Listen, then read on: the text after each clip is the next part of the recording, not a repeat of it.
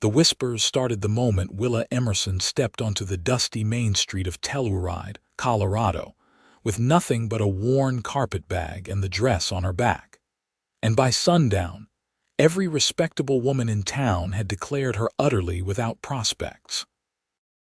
It was July of 1878, and the mining town nestled in the San Juan Mountains was booming with silver fever. But nobody seemed to have any use for a 21-year-old woman with no family, no dowry, and no connections. Willa had arrived on the afternoon stage after her aunt had passed away in Denver, leaving her with barely enough money for the ticket west and a vague promise of work at the boarding house run by a distant cousin. That promise had evaporated the moment she arrived and discovered the cousin had sold the establishment 3 months prior and moved to California. Mrs. Henderson, the banker's wife, had been the first to pass judgment as Willa stood on the wooden sidewalk, looking lost and afraid. "Poor thing has nothing, no prospects at all. Mark my words, she'll end up working at one of those establishments by month's end." Mrs. Caldwell had nodded sagely, her fan fluttering in the mountain heat. A shame, truly. But what else can a girl like that do? No husband, no family, no skills worth mentioning.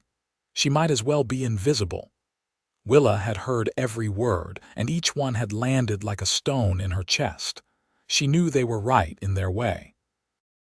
She had been trained as a lady's companion, taught to raid and embroider and pour tea, but those accomplishments meant nothing in a rough mining town where survival demanded harder skills. She had $3 to her name and nowhere to sleep when night fell. She walked the length of the main street, asking at the general store, the restaurant, the laundry, anywhere that might need an extra pair of hands. Each proprietor looked her up and down with either pity or suspicion, and each one sent her away with a shake of the head. By the time the sun began its descent behind the mountains, painting the sky in shades of orange and pink that would have been beautiful if she had not been so desperate, Willa found herself sitting on a bench outside the church, trying not to cry. That was when Owen Thorne rode into town.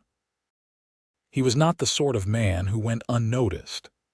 His horse, a massive roan stallion, clopped down the street with measured steps, and atop it sat a figure that seemed carved from the mountains themselves. Owen stood well over 6 feet tall, with shoulders so broad they blocked out the setting sun, and arms thick with muscle that strained against his buckskin shirt. His hair, dark as coal and falling past his shoulders, was held back with a leather tie, and his face was all hard angles and weathered tan from years spent in the high country. A thick beard covered his jaw, and his eyes, a startling shade of blue-gray, surveyed the town with the calm wariness of a man who trusted his own instincts above all else. He had come down from his cabin in the high mountains for supplies, a trip he made 4 times a year whether he wanted to or not. Owen Thorne had left civilization behind 5 years ago after the war, and the losses that followed had carved something essential out of him. He had built a life in the wilderness, trapping and hunting, trading furs for the few things he could not make or grow himself. He spoke to people only when necessary and preferred the company of eagles and elk to that of humans. But as he guided his horse toward the general store, his gaze fell on the young woman sitting alone outside the church, and something made him pause. She was trying very hard to look composed, but he could see the tremor in her hands, the way she clutched that worn carpetbag like it was all she had in the world. Her dress was faded but clean, and her auburn hair was coming loose from its pins, curling around a face that was more interesting than pretty, with large hazel eyes that held a depth of feeling he recognized all too well. She looked lost. She looked afraid.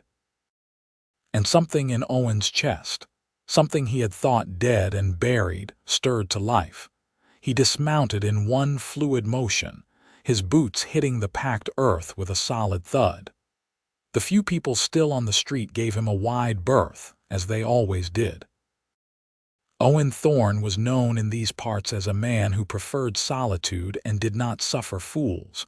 He tied his horse to the rail and walked over to where Willa sat. "You all right, miss?" His voice was deep and rough from disuse, but not unkind. Willa looked up, startled. She had not heard him approach, and now she found herself staring up at the most imposing man she had ever seen. He was all muscle and height and wild mountain energy, and yet his eyes held a gentleness that made her throat tighten. "I am managing, thank you," she said, trying to sound more confident than she felt. Owen studied her for a moment, taking in the details she was trying to hide. The carpet bag with its frayed handle, the dress that had been turned and mended, the exhaustion etched into her features. He recognized desperation when he saw it. "You look like you could use a meal," he said simply. "Restaurant down the street serves decent stew." Willa's pride warred with her hunger. Pride won, but only barely. "That is kind of you, but I cannot accept charity from a stranger." "Not charity," Owen said. "Call it mountain hospitality. We look after folks who need it up here." He paused, then added, "Besides, I could use the company. Gets quiet up in the high country." There was something in the way he said it, without pity or judgment, that made Willa's careful composure finally crack.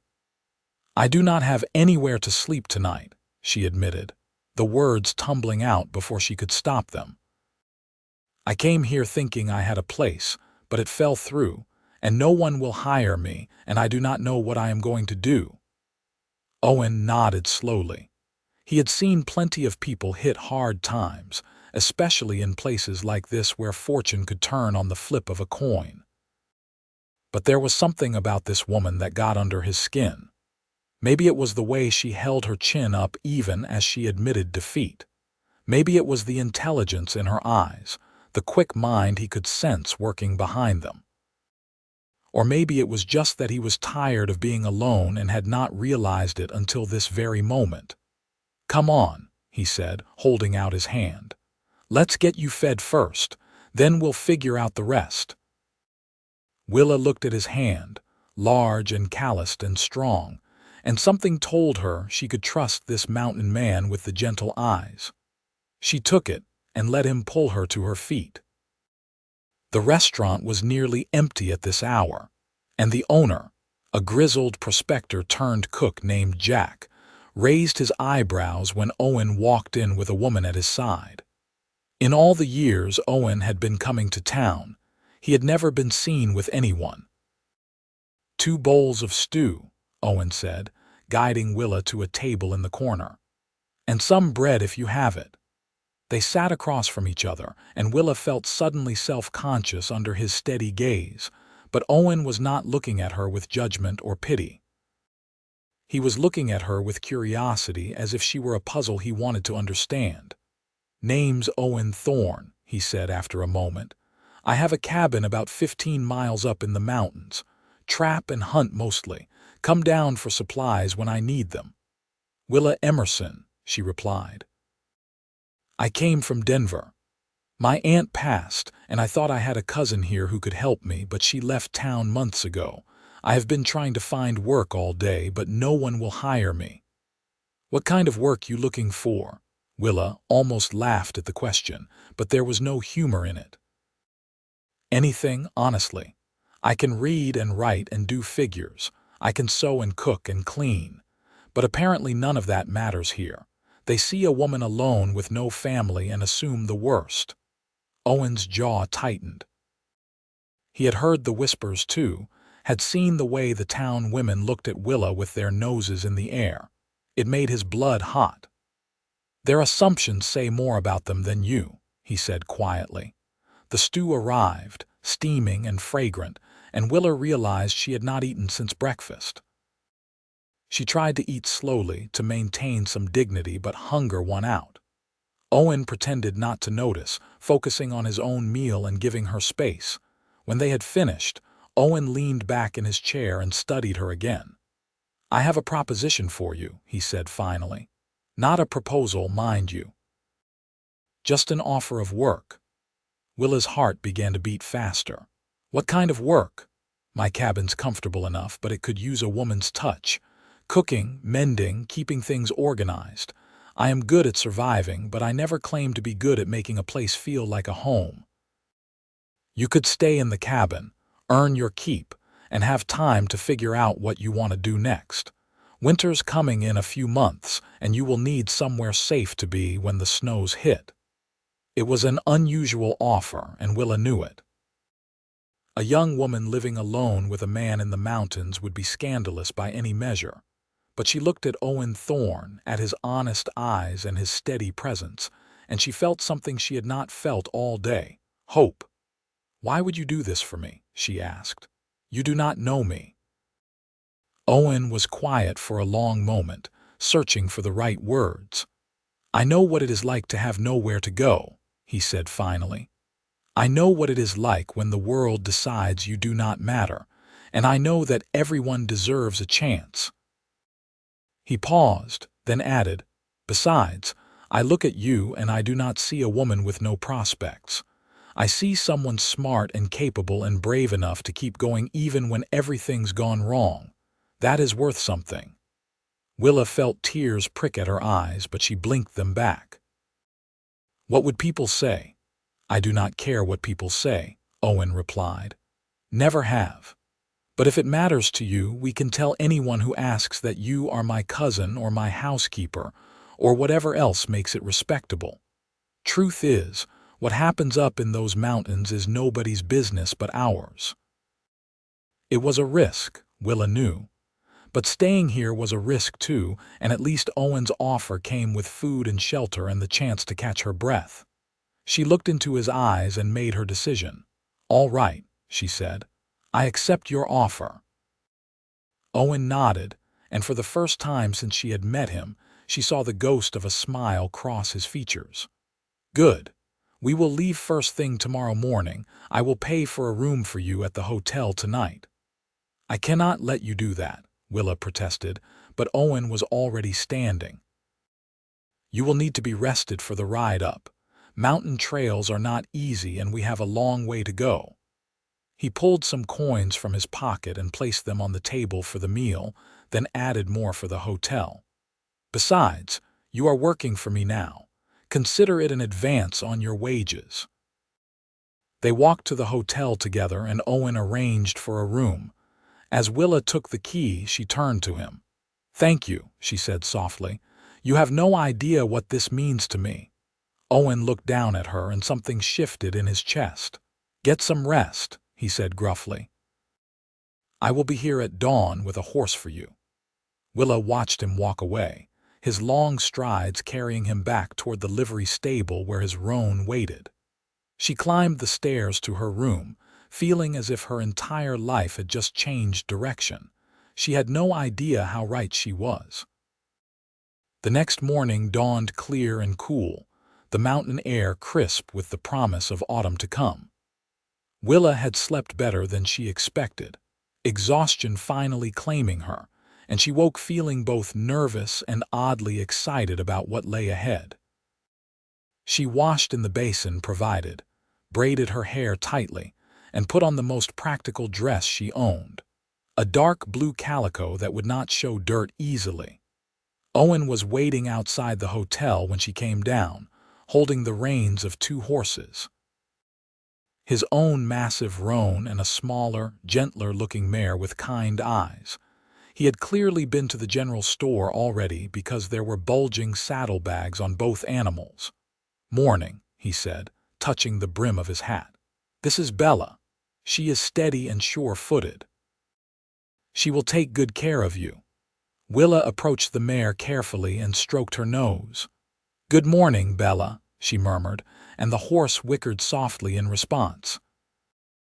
Owen helped her mount, his hands careful and respectful, and then swung up onto his own horse with the easy grace of a man who had spent most of his life in the saddle. "It is about a 5-hour ride," he said. "We will take it slow and stop when you need to rest. Just let me know if you are getting tired or need a break." They rode out of Telluride as the town was waking up, past the boarding houses and saloons, past the church where Willa had sat so lost and alone just yesterday.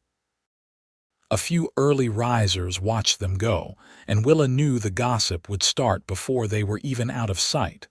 But Owen had been right. What did it matter what they thought? The trail led up into the mountains, winding through stands of pine and aspen, crossing clear streams that ran cold with snowmelt from the high peaks. The higher they climbed, the more spectacular the views became. Willa had never seen anything like it. The vastness of it all, the wild beauty, made her feel both small and somehow more alive than she had ever felt in her life. Owen rode slightly ahead, his broad back and long hair making him look like some wild creature of the mountains himself. Every so often he would glance back to make sure she was all right, and each time Willa would nod and smile, even as her legs began to ache from the unaccustomed riding. They stopped around midday beside a stream, and Owen helped her down from the horse. Her legs were shaky, and he steadied her with a hand on her elbow. "You are doing well," he said. "Most city folks would be complaining by now." "I am not much for complaining," Willa replied, though she was grateful when he handed her a canteen of cool water and some bread and cheese from his saddlebag. They sat on a fallen log and ate in comfortable silence, the only sounds the babbling stream and the wind in the trees. Willa found herself watching Owen, noticing the way he seemed to belong here, to be part of the landscape itself. His movements were economical and sure, his senses alert to everything around them. "How long have you lived up here?" she asked. 5 years, Owen replied. "Came up after the war. Lost my family to fever while I was gone, came home to nothing. Decided I was done with people and their towns and their rules. Built a cabin, learned to survive, and never looked back." "Do you ever get lonely?" Owen considered this. "Sometimes," he admitted. "But alone and lonely are not always the same thing. I have found more peace in these mountains than I ever found surrounded by people." Willa understood that more than he knew. She had spent her whole life surrounded by people, first in boarding school, then as a companion to her aunt, and yet she had often felt profoundly alone. "I think I know what you mean," she said softly. Owen looked at her with new interest. "Maybe you do," he said. They continued their journey, climbing higher into the mountains. The air grew thinner and cooler, and Willa pulled her shawl tighter around her shoulders. Finally, as the sun was beginning its descent toward the western peaks, Owen pointed ahead. "There," he said. "Home." The cabin sat in a clearing surrounded by tall pines, with a stream running nearby and a view of the valley below that took Willa's breath away. It was larger than she had expected, built from solid logs with a stone chimney and a covered porch. There was a small barn for the horses, a smokehouse, and what looked like a root cellar built into the hillside. It was rustic but well maintained, and Willa could see immediately that Owen had built it with care. He helped her dismount and led the horses to the barn while Willa stood in the clearing, slowly turning to take it all in. The silence was profound, broken only by the wind in the trees and the distant cry of a hawk. She felt something in her chest loosen, some tension she had been carrying for so long she had forgotten it was there. Owen emerged from the barn and walked over to her. "What do you think?" "It is beautiful," Willa said honestly. "I have never seen anything like it." He looked pleased, though he tried to hide it. "Come on. I will show you inside." The cabin was one large main room with a sleeping loft above.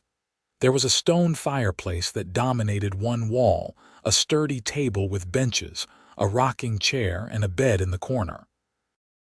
It was clean but sparse, clearly the home of a man who cared more about function than comfort. but it had good bones and Willa could see the possibilities. "The loft is yours," Owen said, nodding toward the ladder that led up. "I will sleep down here. There is a trunk up there with some blankets and such. It is not fancy, but it is warm and dry." Willa climbed the ladder and found the loft was larger than she expected, with a small window that looked out toward the mountains. Someone, probably Owen, had already brought her carpet bag up. It was private and cozy, and she felt a wave of relief wash over her. She had a place to sleep. She was safe. She climbed back down to find Owen building a fire. "I will get us some supper started," she said, "if you show me where things are." Over the next hour, Willa explored the cabin stores and was impressed by what she found. Owen had smoked meats, dried beans, flour, cornmeal, and even a few precious eggs packed in salt. There were wild herbs hanging from the rafters and jars of preserved berries on a shelf. The man knew how to provide for himself, that was certain. She made a simple but hearty meal of beans and salt pork with cornbread, and they ate at the table as the last light faded from the sky. Owen watched her across the table, and Willa was becoming used to his quiet, steady presence. "This is good," he said, nodding at his plate. "Been a while since I had a proper meal." "You have good supplies," Willa replied. "I can do better once I know what we have to work with." "We," Owen repeated as if testing the word. "Going to take some getting used to having someone else here." "If I am in your way, just tell me," Willa said quickly. "I do not want to be a burden." Owen shook his head. "You are not a burden, just different, that is all. Good different," he added, and Willa felt warmth spread through her chest. That night, lying in the loft and listening to the unfamiliar sounds of the wilderness, Willa thought about the strange turn her life had taken. Yesterday she had been desperate and alone, convinced she had reached the end of her options. Today she was in a cabin in the mountains with a man she barely knew, and yet she felt safer than she had in months. She could hear Owen moving around below, banking the fire and preparing for sleep. There was something comforting about his presence, about knowing she was not alone. She pulled the blankets up to her chin and closed her eyes, and for the first time in a long time, she felt something that might have been hope. The days that followed settled into a rhythm. Willa woke at dawn to find Owen already up, usually returning from checking his trap lines or hunting. She would make breakfast, and they would eat together, talking little but comfortable in the silence. Then Owen would head out for the day's work, whatever that might be, and Willa would set about transforming the cabin. She cleaned every surface, organized the stores, mended the curtains that hung at the windows, and even attempted to make the place feel more like a home. She picked wildflowers and put them in a jar on the table. She rearranged the furniture to make the space flow better. She took inventory of everything they had and everything they would need for the coming winter. Owen noticed the changes, and Willa could tell he appreciated them even if he did not say much. He started bringing home fresh game, and she learned to prepare venison and rabbit, and even the trout he caught in the stream. She made stews and roasts, baked bread in the Dutch oven, and used the wild herbs to add flavor to everything. In the evenings, they would sit on the porch if the weather was fair, watching the sun set over the mountains. Owen would whittle, his large hands surprisingly deft with the knife, creating small figures of animals that he would leave on the windowsill. Willa would sew or read from the few books Owen had, her voice filling the silence when he asked her to read aloud. It was during these quiet evenings that Willa began to truly know Owen Thorne. He spoke little about himself, but when he did, she listened carefully. He told her about growing up on a farm in Missouri, about his parents and younger sister, about joining the army when the war came. He told her about coming home to find everyone he loved gone, taken by fever in his absence, and how something in him had broken. "I could not stay there," he said one evening as they sat watching the stars emerge. "Every corner of that farm reminded me of them. I sold it, took what money I had and headed west. Kept going until I found these mountains, and something in me said this is where you stop. So I did." "Do you regret it?" Willa asked. Owen thought about this for a long time. "I did not until recently. It seemed like the right thing, putting all that pain behind me and starting over where nothing could hurt me again. But lately I have been thinking maybe I threw out the good with the bad. Maybe I have been so busy protecting myself I forgot how to live." "What changed?" Willa asked, though she thought she knew the answer. Owen looked at her, and in the starlight his eyes were soft. "You did," he said simply. Willa felt her breath catch. Over the past few weeks, she had become increasingly aware of Owen in ways that had nothing to do with gratitude. She noticed the way his muscles flexed when he chopped wood, the way his hair fell across his face when he bent over his work, the deep rumble of his rare laugh when something amused him. She noticed the gentleness in his rough hands, the kindness in his gruff voice, the loneliness that sometimes shadowed his eyes. She was falling for him, she realized. Falling for this mountain man who had seen possibilities in her when everyone else saw nothing at all. "I feel like I can breathe here," she admitted. "Like I can finally be myself without anyone judging or expecting things I cannot give. You gave me that, Owen. You gave me a chance when no one else would." "I did not give you anything you did not already have," Owen replied. "I just got out of your way and let you show what you were capable of. You have done more with this place in 3 weeks than I did in 5 years. You have made it feel like a home." They sat in comfortable silence after that, but something had shifted between them. An acknowledgement that what was growing here was more than just a working arrangement or a friendship. It was something deeper, something that both excited and frightened them. As summer gave way to autumn, the mountains transformed. The aspen turned gold and copper, and the air grew crisp with the promise of winter. Owen began preparations in earnest, cutting wood for the fire, checking the cabin for any gaps that would let in the cold, hunting to build up their stores of meat. Willa helped with everything, learning skills she had never imagined she would need. She learned to preserve meat, to tan hides, to identify which plants were useful for medicine or food.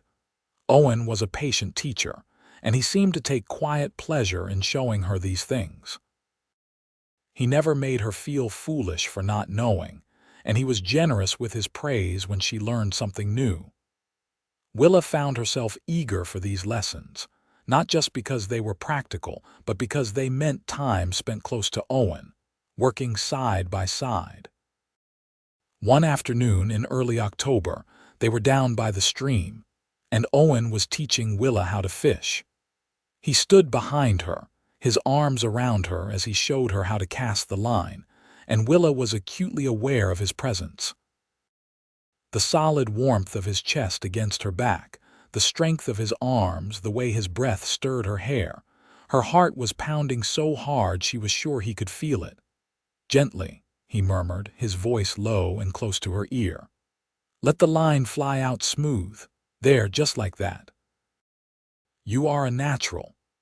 They caught 3 good-sized trout that afternoon, and as they walked back to the cabin, Owen carrying the fish and Willa carrying the poles, she felt something she had not felt in so long she almost did not recognize it. She felt happy. Truly, deeply happy. That evening, as Willa prepared the fish for dinner, Owen came up behind her at the table. "Willa," he said, and something in his voice made her turn to face him. He stood there, this big, strong mountain man, looking uncertain in a way she had never seen before. "I need to say something, and I am not much good with words, so bear with me." Willa's heart began to race. "All right," she said softly. "When I brought you here, I told myself it was just to help someone in need. I told myself it would be temporary, that you would stay until winter and then head back to town when spring came. But I do not want that anymore." He took a step closer. "I like having you here. I like waking up to the smell of coffee brewing and coming home to find you singing while you work. I like talking to you in the evenings and hearing about what you have been thinking. I like the way you see the world, the way you find beauty in things I stopped noticing years ago." He reached out and took her hand, his rough fingers gentle around hers. "What I am trying to say is that somewhere along the way, this stopped being about helping you and started being about needing you. And if you feel even a fraction of what I am feeling, then I would like to court you properly. I would like to see if we could be something more than just employer and employee, or even just friends." Willa felt tears spring to her eyes, but they were happy tears. "Owen," she said, her voice breaking, "I have been half in love with you since the day you sat down beside me outside that church. You looked at me and saw something worth saving, and I will never forget that. You gave me hope when I had none, and then you gave me a home and a purpose and your trust. Of course I feel more than a fraction of what you are feeling.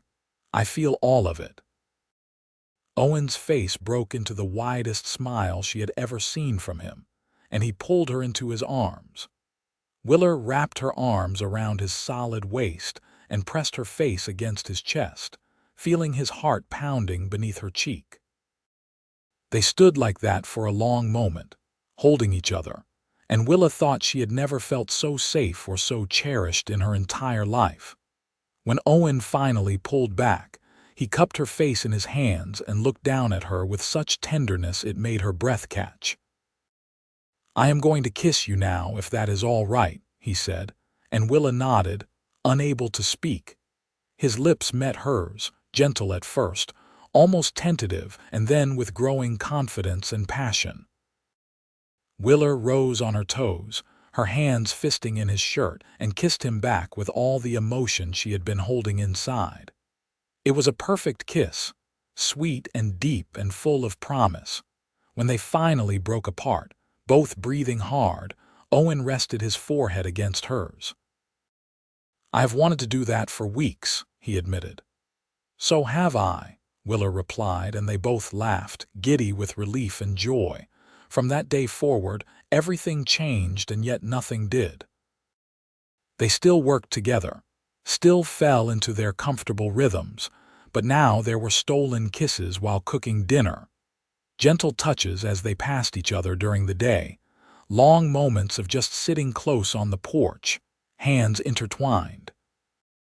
Owen courted her properly, as he had promised, treating her with respect and affection in equal measure. He took her on walks through the mountains, showing her his favorite spots: a meadow where wildflowers grew in the summer, a rocky outcropping that gave a view for 50 miles, a grove of ancient pines where the quiet was so profound it felt sacred. He picked her flowers, carved her small gifts, and told her stories about his life before, slowly letting her into the places he had kept locked away for so long.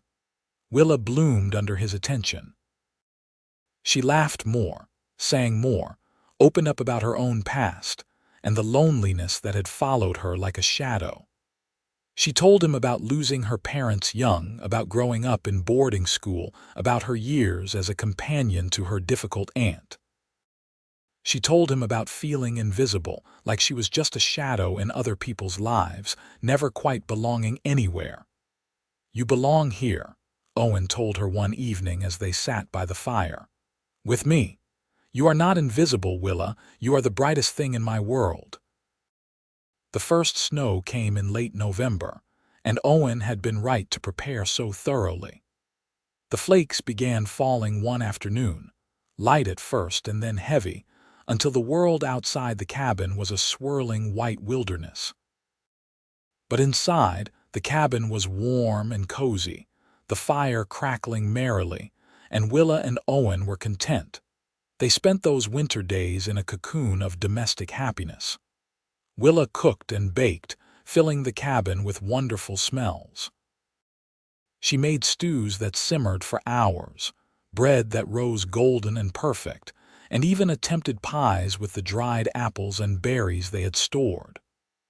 Owen kept the fire going, maintained their equipment, and worked on various projects.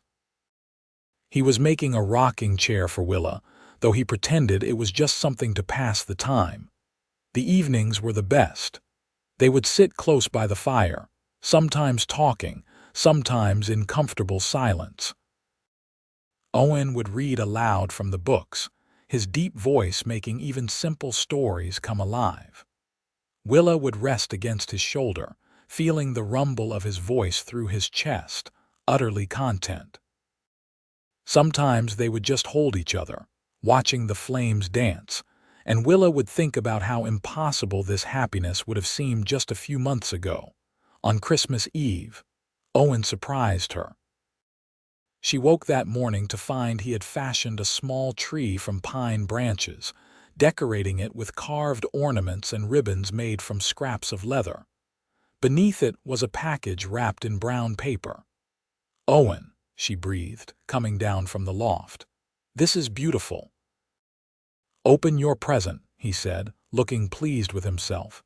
Inside the package was a dress, made from soft blue fabric that must have been expensive, beautifully sewn with careful stitches.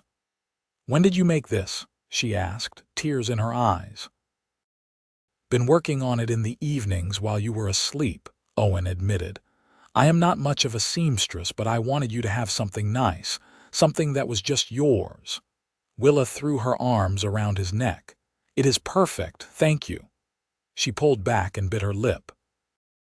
"I have something for you too, but it is not as grand." She retrieved her own package, wrapped carefully, and handed it to him. Inside was a shirt she had sewn from fabric she had painstakingly unraveled from one of her own old dresses and rewoven, dyed with natural colors. It fit him perfectly, dark blue with careful stitching, and Owen looked at it with wonder. "You made this." "I wanted you to have something special too," Willa said. "Something made with care." Owen pulled the shirt on immediately, and Willa had been right about the fit. It stretched across his broad shoulders and muscled arms perfectly, and the color brought out his eyes. He looked at her with such love it made her chest ache. "Marry me," he said suddenly. Willa's breath caught. "What?" "Marry me," Owen repeated, dropping to one knee right there in front of the little Christmas tree. "I know it is fast, and I know I do not have much to offer except this cabin and a life that is harder than what you might have had. But I love you, Willa Emerson. I love your strength and your kindness and the way you see possibilities where others see nothing. I love waking up with you here and falling asleep knowing you are under this roof. I want to spend the rest of my life with you, if you will have me." Willa's tears were falling freely now. "Yes," she said, her voice breaking. "Yes, Owen Thorne, I will marry you. I love you too, so much I can hardly breathe with it sometimes. You saved me, not just from desperation, but from a life where I was invisible. You see me, really see me, and you make me want to be brave and strong. Yes, I will marry you." Owen stood and swept her into his arms, lifting her off her feet and spinning her around. They were both laughing and crying, and when he set her down, he kissed her with a passion that made her dizzy. It was the best Christmas either of them had ever known. They were married in January during a break in the weather. Owen took Willa down to Telluride on horseback, both of them bundled against the cold, and they stood before the preacher in the little church where Willa had once sat so lost and alone. A few townspeople attended, curious about the mountain man and the woman he had taken in, but Willa did not care what they thought. She only had eyes for Owen, standing tall and handsome in his new shirt, looking at her as if she were the most precious thing in the world. "I, Owen Thorne, take you, Willa Emerson, to be my lawfully wedded wife," he said, his voice strong and sure. "I promise to love you, protect you, and stand by you for all the days of my life." "I, Willa Emerson, take you, Owen Thorne, to be my lawfully wedded husband," Willa replied, her voice clear despite the tears on her cheeks. "I promise to love you, support you, and build a life with you filled with joy and hope for all the days of my life." The preacher pronounced them husband and wife, and Owen kissed her there in front of everyone, a kiss full of promise and love. Mrs. Henderson was in attendance, and Willa saw the shocked expression on her face. The woman who had declared her without prospects was watching her marry a man who was clearly devoted to her, and Willa could not help but feel a small measure of satisfaction. They celebrated that night at the restaurant, the same place where Owen had bought her that first meal. Jack the cook made them a special dinner, and a few of the more open-minded townspeople stopped by to offer congratulations. Owen never left Willa's side, his arm around her waist, his eyes on her face, and Willa felt like she was glowing from the inside out. They rode back to the cabin the next day, husband and wife, and when they arrived, Owen carried her over the threshold despite her laughing protests. "It is tradition," he said, setting her down gently, "and I aim to do right by you in all things, Mrs. Thorne. Mrs. Thorne." Willa loved the sound of it. That night, in the privacy of their cabin with the fire burning low and the snow falling softly outside, Owen and Willa became husband and wife in every sense. He was gentle and patient, mindful of her inexperience, and Willa felt safe and cherished in his arms. Their coming together was sweet and passionate, a physical expression of the love that had been growing between them for months. Afterward, they lay tangled together in the bed, Willa's head on Owen's broad chest, his arms wrapped securely around her. "Happy," he murmured, pressing a kiss to her hair. "Happier than I ever thought possible," Willa replied, tracing idle patterns on his chest. "Sometimes I cannot believe this is real, that you are real." "I am real," Owen said, taking her hand and pressing it over his heart so she could feel it beating. "And this is real, and I am going to spend every day making sure you never doubt it." Winter deepened, and the newlyweds settled into married life. The cabin felt different now, truly a home filled with love and laughter. Willa continued to care for their household, but now it was different. Now she was caring for her husband, for their home, and it filled her with purpose and pride. Owen continued his work, but he always made time for Willa, whether it was sitting with her while she sewed, helping her with the baking, or simply holding her close by the fire. They talked about everything and nothing. Owen told her about his plans for expanding the cabin, maybe adding another room or two. Willa told him about the garden she wanted to plant in the spring. They talked about the future, about the life they were building together, and every conversation felt like another stitch binding their hearts together. In February, Willa missed her monthly courses, and by March she was certain. She was carrying Owen's child. She told him one evening after dinner, taking his hand and placing it on her still flat stomach. "We are going to have a baby," she said, watching his face. Owen's eyes went wide, and then a slow, wondering smile spread across his face. "A baby," he repeated, as if testing the word. "We are going to be parents. Are you happy?" Willa asked, suddenly nervous. Owen pulled her into his lap, cradling her close. "Happy does not even begin to cover it," he said, his voice thick with emotion. "I thought I lost my chance at family, at having a life that mattered. And then you came along and gave me everything I thought I had lost. A home, a wife, and now a child. You have given me the world, Willa." Willa buried her face in his neck, overwhelmed with love for this man who had seen possibilities in her when everyone else saw nothing. "We gave each other the world," she whispered. As spring arrived and the snows began to melt, Owen became even more protective than usual.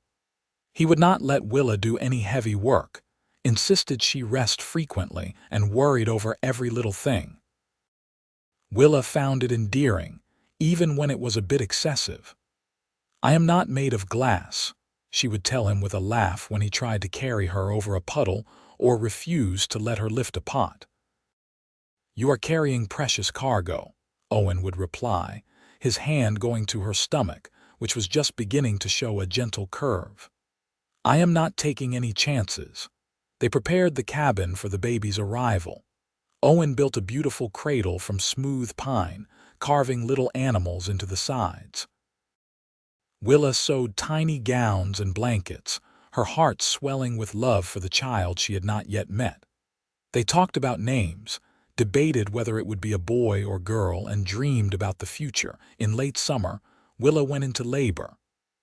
Owen, for all his strength and courage, was terrified. He had sent for the midwife from town weeks ago, and thank heavens the woman, Mrs. Garrett, had agreed to come up and stay for a spell.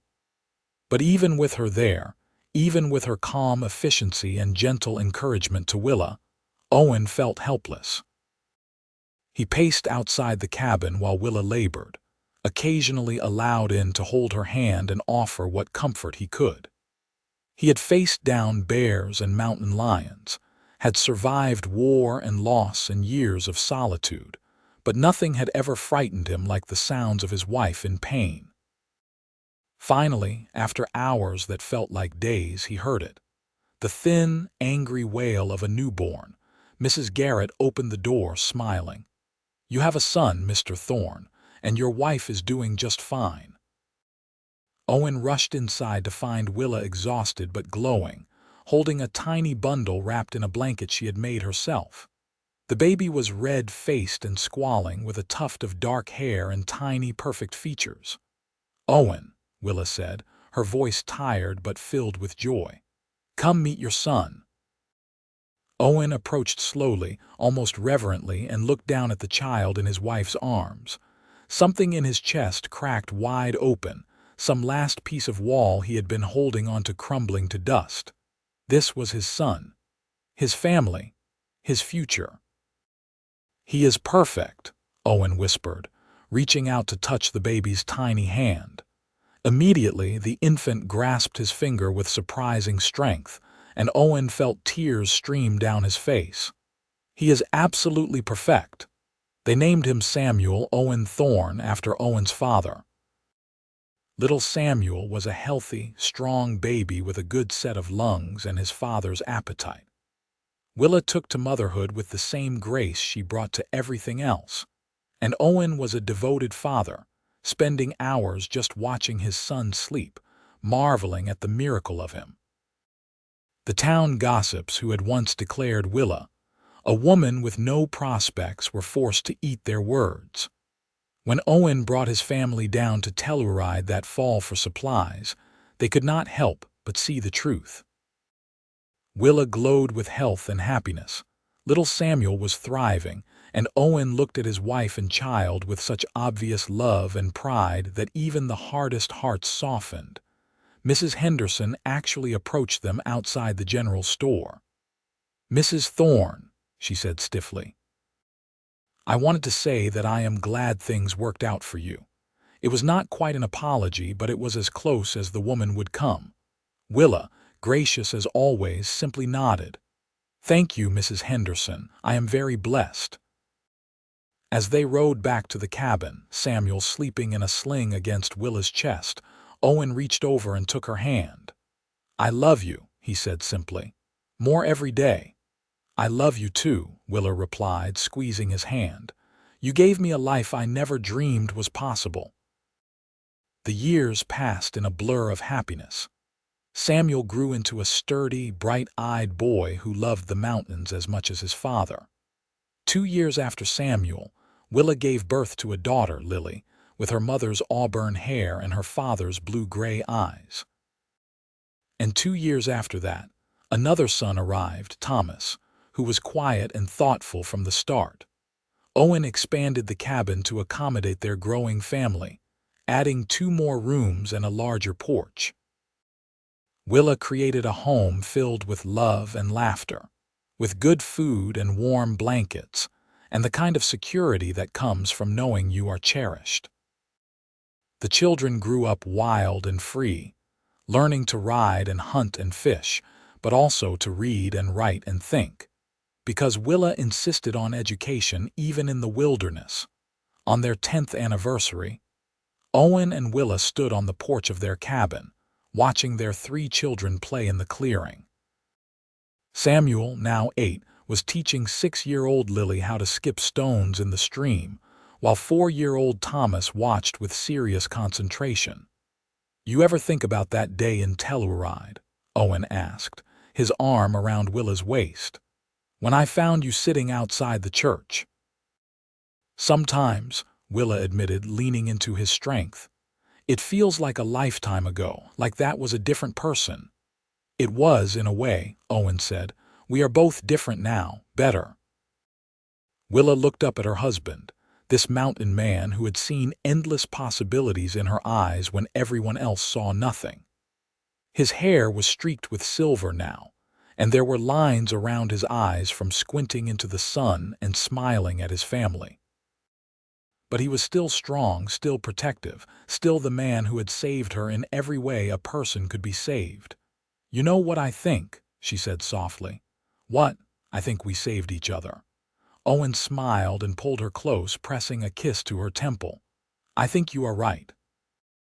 As the sun set behind the mountains, painting the sky in brilliant shades of orange and pink and purple, Owen and Willa stood together, watching their children and counting their blessings.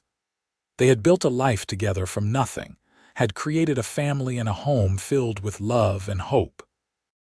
The town had once declared her a girl with no prospects, but Owen had seen something different. He had seen a woman of strength and intelligence and courage, a woman worth fighting for, worth building a life with. And Willa, who had once felt invisible and worthless, had found in Owen a man who cherished her, who saw her for who she truly was and loved her all the more for it. Together, they had created something beautiful in these wild mountains, a legacy of love that would endure long after they were gone. Years continued to unfold like the pages of a beautiful book. The children grew, and eventually Samuel brought home a young woman he wanted to marry. Willa and Owen welcomed her with open arms, delighted to see their son had found the kind of love they shared. Lily became a teacher, riding down to Telluride 3 days a week to instruct the town's children, carrying on her mother's belief in the power of education. Thomas, true to his quiet nature, became a skilled craftsman like his father, building furniture that was sought after throughout the region. Owen and Willa grew old together, their love deepening with each passing year. On cold winter nights, they would still sit by the fire, now in the rocking chairs Owen had built, holding hands and talking about everything and nothing. Willa's hair turned silver, and Owen's beard went white, but when they looked at each other, they still saw the young people who had fallen in love against all odds. "You have any regrets?" Willa asked him one evening when they were both in their 60s, their children grown and starting families of their own. Owen thought about this seriously, as he always did with her questions. "Only one," he said finally. Willa looked at him in surprise. "What is it?" "I regret that I did not find you sooner," Owen said, bringing her hand to his lips. "I wish I could have had more years with you. A lifetime does not feel like enough." Willa felt tears prick her eyes, but they were happy tears. After all these years, he could still make her heart flutter with just a few words. "We have had a good life, Owen Thorne, better than good, extraordinary." "That we have," Owen agreed. "And it is all because I was in the right place at the right time to see what everyone else missed." "They looked at you and saw nothing. I looked at you and saw everything." They sat together as the fire burned low, comfortable in the silence that comes from decades of companionship. Outside, the mountains stood eternal and unchanging, witnesses to the love story that had unfolded in their shadows. A love story that had started with a desperate woman and a lonely man, and had bloomed into something that would echo through generations. Samuel and his wife gave them 4 grandchildren. Lily married a kind doctor from Denver and had 3 children of her own. Thomas married late but happily, to a woman from town who loved the mountains as much as he did, and they had twin boys. Owen and Willa's cabin became a gathering place for this growing family, filled with noise and laughter and love during holidays and summers. Owen taught his grandsons to trap and hunt and read the signs of the wilderness. Willa taught her granddaughters to sew and cook and see their own worth, making sure each one knew she was capable of anything she set her mind to. The children adored their grandparents, sensing the deep love and respect that flowed between them. On their 50th wedding anniversary, the entire family gathered at the cabin. Their children and grandchildren filled every room and spilled out onto the expanded porch. There was food and music and stories, and as the sun set, Samuel stood and raised a glass. "To my parents," he said, his voice carrying over the crowd. "Two people who proved that love can conquer anything. They built this family from nothing, created a legacy of love and strength that we all carry forward. Thank you for showing us what marriage should look like, what commitment means, what it means to truly see another person. We love you both." Everyone raised their glasses, calling out, "Hear, hear." And Willa and Owen, sitting together in their matching rocking chairs, looked at each other with eyes still full of love and wonder. 50 years, and it still felt like the beginning in so many ways. As the celebration wound down and the family began to settle for the night, finding spaces throughout the cabin and in tents outside, Owen took Willa's hand and led her out to their favorite spot on the porch. The stars were brilliant overhead, scattered across the sky like diamonds on black velvet. 50 years, Owen said softly. Sometimes it feels like yesterday that I found you sitting outside that church, looking lost and brave all at once. Other times it feels like I have loved you my entire life." "I think you have," Willa said, resting her head on his shoulder. "I think we were always meant to find each other. All those hard years, all that loneliness, it was leading us both to that moment when you would see me and I would see you, and we would recognize each other for what we were. Two halves of the same whole." Owen wrapped his arm around her, pulling her close. "I would do it all again," he said. "Every hard moment, every loss, every lonely night in these mountains, if it meant ending up here with you." "So would I," Willa whispered. "So would I." They sat together under the stars, two people who had defied expectations and built something beautiful. The town had declared Willa a girl with no prospects, had written her off as nothing and nobody. But Owen Thorne had looked at her with the clear eyes of a man who knew the value of things others overlooked. He had seen her strength, her intelligence, her courage, her worth. He had seen endless possibilities in her eyes, and together they had turned those possibilities into reality. Their love story was not one of grand gestures or dramatic rescues, though Owen had saved her in his own way. It was a story of two people choosing each other every single day, building a life together through hard work and dedication, and unwavering commitment. It was a story of seeing and being seen, of finding home in another person, of creating family and legacy and love that would outlast them both. As the years continued to pass, Owen and Willa remained devoted to each other until the very end. They grew old together in the cabin Owen had built and Willa had made a home, surrounded by their children and grandchildren and eventually great-grandchildren. They never left their mountains, never wanted to be anywhere but here, in the place where their love had taken root and flourished. Owen passed first, quietly in his sleep at the age of 78, with Willa holding his hand. His last words were, "Love you, my Willa," and she had whispered them back through her tears. She missed him terribly, but she took comfort in knowing they had had a full life together, rich with love and meaning. Willa followed 2 years later, and the family buried her next to Owen in a spot overlooking the valley, with a view of the mountains they had both loved.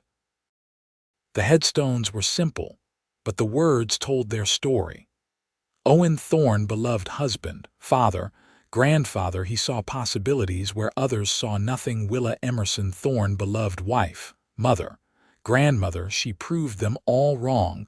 Their story became legend in the family, passed down through generations. The tale of how a mountain man had rescued a desperate woman in Telluride and seen in her eyes endless possibilities. How they had fallen in love against all odds and built a life together in the wilderness. How they had proven that love, real love, could overcome anything. The cabin still stood decades later, maintained by their descendants who understood its significance. It had been expanded over the years, renovated and improved, but the original structure remained, a testament to what Owen and Willa had built together. Couples in the family would sometimes spend their anniversaries there, feeling the presence of that great love in the walls and the floorboards and the mountain air. And sometimes, on quiet evenings when the sun set over the mountains in shades of orange and pink, people swore they could see two figures on the porch. An old man with long white hair and a sturdy frame, and a woman with silver in her hair and love in her eyes, sitting together in rocking chairs, holding hands and watching the stars emerge. Some said it was just tricks of the light. Others knew better. Because some love stories do not end when life does. Some love stories become part of the landscape itself, woven into the mountains and the trees and the very air. The story of Owen and Willa Thorne was one of those. A story of seeing and being seen, of finding worth where others saw none, of building something beautiful from nothing but determination and love. They had started with nothing but a chance encounter and a willingness to believe in possibilities. They had ended with everything that mattered, a life well lived, a family well loved, and a love that would echo through generations. The girl with no prospects had found her place in the world, and the lonely mountain man had found his heart again. Together, they had created magic. And in the end, that was all that mattered. Not what others thought or said or believed. Not the judgments or the whispers or the doubts. Just two people who looked at each other and saw home, who chose each other every day, who built a love strong enough to move mountains. Their story was complete, their circle closed, their legacy secured. And somewhere in the high mountains of Colorado, in a cabin filled with memories and love, their spirits remained, eternal proof that sometimes the most beautiful possibilities are the ones nobody else can see. Sometimes it takes a special kind of vision to look at someone the world has dismissed and see endless promise staring back. Owen had that vision. Willa had been worthy of it. Together, they had created a love for the ages.